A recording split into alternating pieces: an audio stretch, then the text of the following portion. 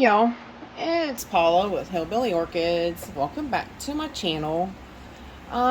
Today we are doing Carecollab. First one I've done in a little while. It's been a little while, been a minute or two.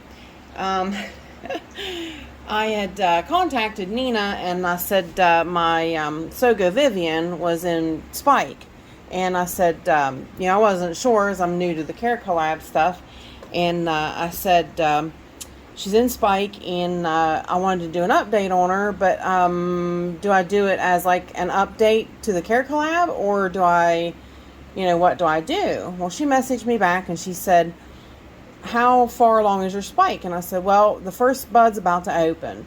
And she said, let me see if I can get one together. And she said, maybe you'll have a full spike by the time we're to do the Carecollab. Sure enough, there she is. Right there she is in all her glory. The fullest spike. I mean, just so looks like a little poof ball. Really, really cutie. Beautiful flowers. But anyways, it's the Carecollab time. I'll list names of everybody who is in the Carecollab. I have two plants. This one did not spike for me yet. This one suffered real setback, real bad. Like I had told you before in previous videos, these guys like to be snug. They like to be really, really snug in a pot. They don't like being with a lot of room to grow, a lot of airy room to grow. They really like to be snug, and they do get lots of aerial roots, which is fine. That's all good. Ain't nothing wrong with that.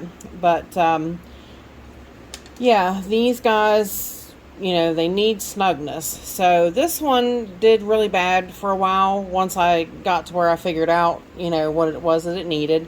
This one was already well on its way at that point that I had it already in a snug pot, and it was doing quite well on its own.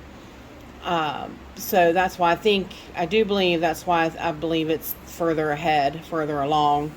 But just look at that. Look at that cute little tufted blooms there. Get the camera to go up a little bit. It's really, really cute. Nice little spikes she put out this time.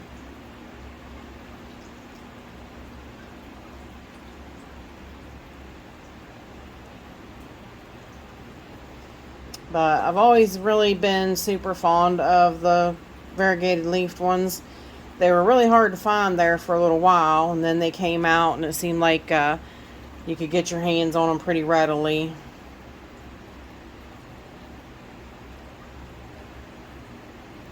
But definitely a cutie. Like I said, the snugness, here's a look at this one's roots. She's very, very, very snug. Actually, sometimes her roots stick. I'm not sure if that's what's going on because I had her out earlier. No.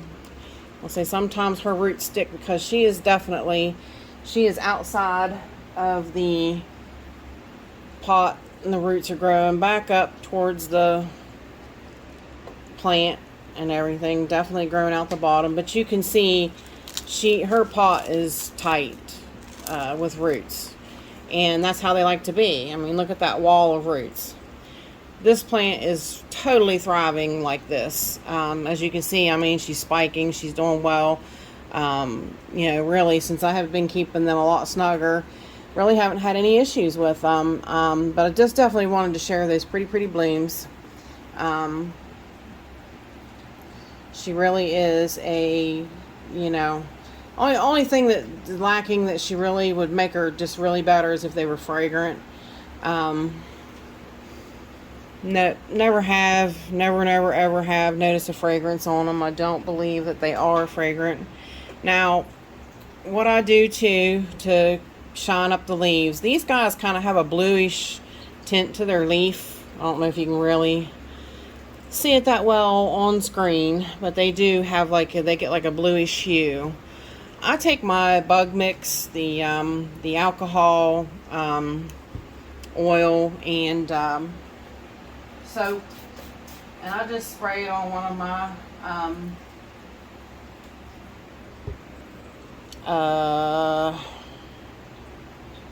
microfiber rags. I didn't think for a second. And I wipe it off. It's twofold. It helps with bug prevention, plus shines your leaf up. So it works really, really well.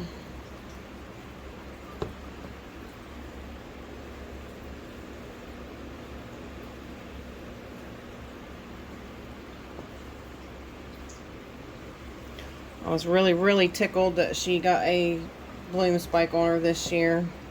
And what I do is, like I said, for the small places, I spray it on the cotton ball. Yeah, spray the bug stuff on the cotton Q-tip, and I wipe in the crevices that you can't really readily get to. And it also helps for you to wipe like the axis down.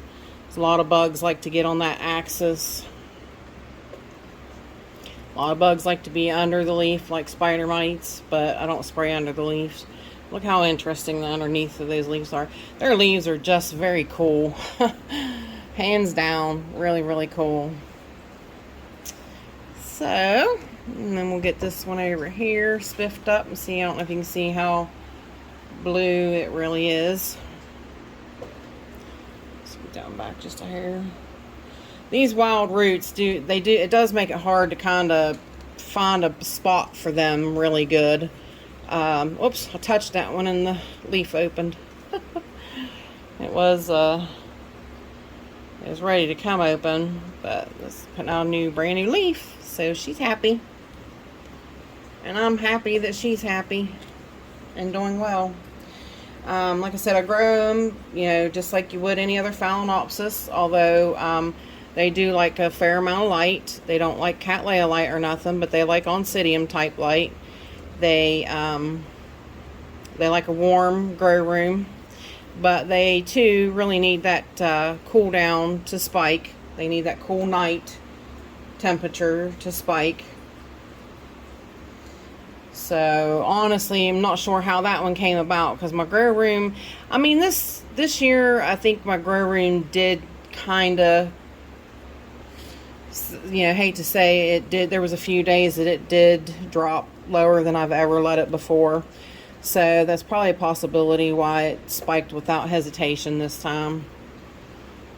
So I can't really say I wouldn't know why it spiked, because I had cooler days than normal.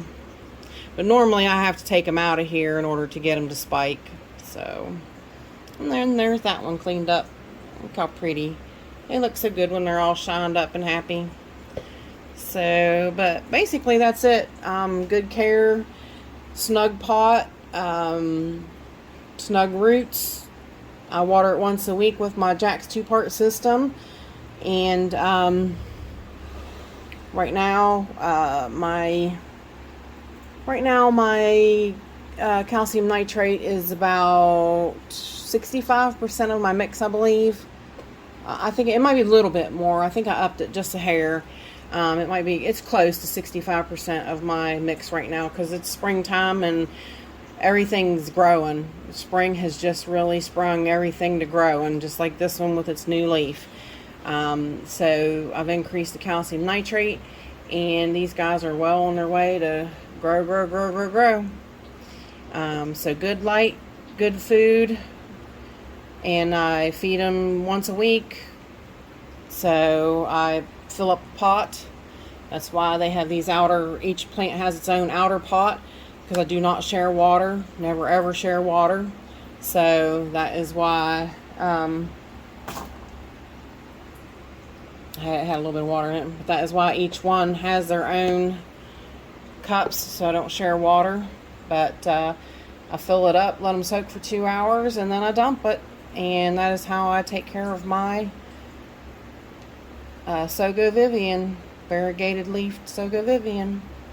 So with that said, I appreciate y'all stopping by and hanging out with me, and hope you enjoyed this Carecollab.